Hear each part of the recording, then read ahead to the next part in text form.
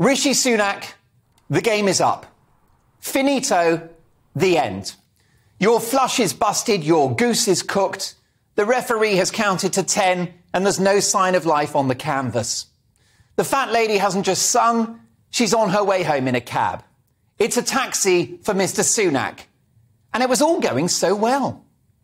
This young, fresh-faced MP who entered the Commons in 2015 was the surprise replacement for the then-Chancellor Sajid Javid, who had a hissy fit over Dominic Cummings and his influence at number 11. Boris Johnson selected this wet-behind-the-ears young politician, presumably in the belief that this less experienced figure could be told what to do. Little did anyone know that a matter of weeks later, we would face a global pandemic, which changed everything, including Rishi Sunak's career. Being Chancellor at that time became almost as key as being PM. Now, you know my views on lockdown, the biggest public health mistake in history, for which we are now paying a colossal economic, health and societal price. But if you're going to lock people down, the furlough scheme, conceived and executed in a matter of days, was a policy triumph, as was Eat Out to Help Out, if only we'd stuck with a Swedish or Florida-style approach to the pandemic. Innovative, creative, dedicated and hard-working, this young Chancellor matured overnight. And whilst in my view we should never have had those COVID measures in the first place, his policies at the Treasury have without doubt saved thousands of businesses and millions of jobs. The moment that I judged Rishi Sunak to potentially be the future of this country was on the 30th of January of this year, when the Mail on Sunday exclusively revealed that Rishi Sunak, Lord Frost and Jacob Rees-Mogg convinced Boris Johnson not to yield to sage scientists and introduce restrictions over Christmas at the end of last year. Boris wanted to cancel Christmas. Sunak said no. In fact, I'm told that the then Chancellor would have resigned if Boris had caved in, as he all too often did, to measures Whitty and Valence. And again, after the self-inflicted political chaos of the last few months, I took the view that Sunak, this young, teetotal, workaholic politician with family values, would be the perfect person to help us navigate through this post-pandemic crisis. And knowing that Sunak has been an instinctive lockdown sceptic was reassuring too, should there be another surge in cases or a new variant on his watch. Don't forget Mark Harper, the man who battled against the government COVID measures as a prominent member of the COVID recovery group of lockdown sceptic MPs, is Rishi Sunak's campaign manager in this leadership battle. But Sunak's campaign has been one of the worst in living memory. Those already unsure about this privately educated millionaire had their prejudices confirmed. Too slick, too rich, and too out of touch. Swanning around in 3,000 quid Savile Row suits, 400 quid loafers, which he wore on a T-site building site, interrupting his opponent Liz Truss in a TV debate, and being accused of mansplaining. The whole campaign has been defensive, prickly and abrasive. The slogan "Ready for a Rishi" was far too presumptuous, and there's a perception that he's been planning this campaign for months, if not years. Well, if he's been planning it, he hasn't planned it very well. Because at no point has Sunak, with all his polish and all his slogans, really laid a finger on Truss.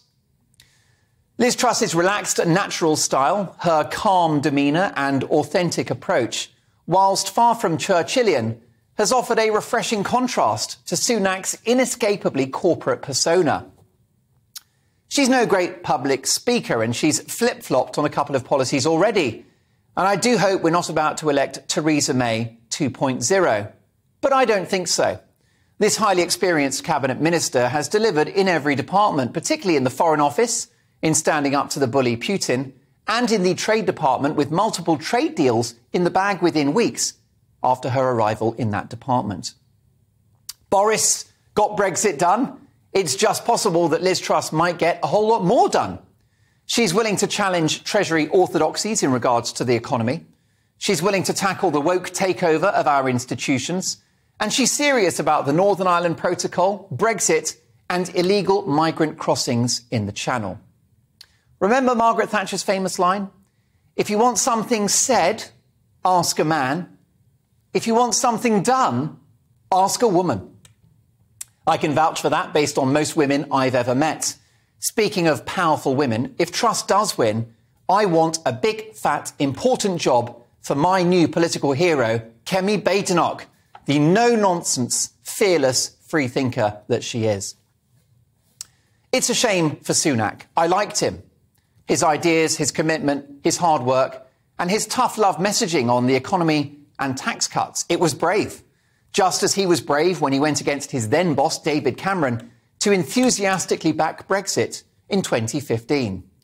But none of this has struck the right note with his electorate, Tory grassroots supporters. When he talks about tackling extreme political correctness, getting the best out of Brexit, lowering taxes in the long run, and dealing with the migrant crisis, it feels like window dressing. It just doesn't ring true. He talks about charging for missed NHS appointments. Is that a major issue facing the British people? I'm sorry, but Sunak has missed his appointment to become Prime Minister. Following the Euros victory at Wembley last weekend, girl power is back. And Liz Truss has emerged as a lioness. And Rishi Sunak, to whom I've always lent as much support as I can, appears to be a kitten. What finally did it for Sunak was that video recorded earlier this week in which he boasted about diverting funds from poorer urban areas, a gift to Labour. Here it is. I managed to start changing the funding formulas to make sure that areas like this are getting the funding that they deserve, because we inherited a bunch of formulas from the Labour Party that shoved all the funding into deprived urban areas. Then that needed to be undone. I started the work of undoing that. Oh dear. Probably taken out of context, it's not unreasonable for taxpayers' cash to be distributed across all communities. There are people struggling everywhere in this country, even in comfortable suburbs. But it was such a ham-fisted comment and reflected the increasingly desperate nature of his campaign, which didn't bode well for a man seeking the toughest, most high-pressure job in the country. So it's the end of the affair. Rishi Sunak's campaign to get the keys to number 10 has been a catastrophic failure, which is why Sunak must now concede this leadership election to Liz Truss straight away. I mean tonight, or first thing tomorrow morning. Sunak must hold an immediate press conference outside one of his big houses and announce that he's throwing the towel in and conceding the race to Truss. Why concede? Well, because whilst he started the campaign as the underdog, Liz Truss is now out of sight. And why concede now? Why is it a matter of urgency? Well, because we are in a national emergency.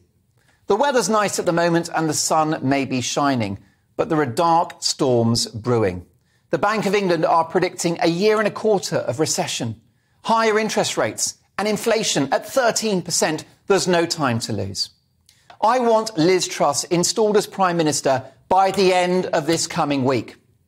By Friday, she needs to be in that bulletproof Jag, on her way to the palace, seeking permission from the other Liz, Queen Elizabeth, to form a new administration.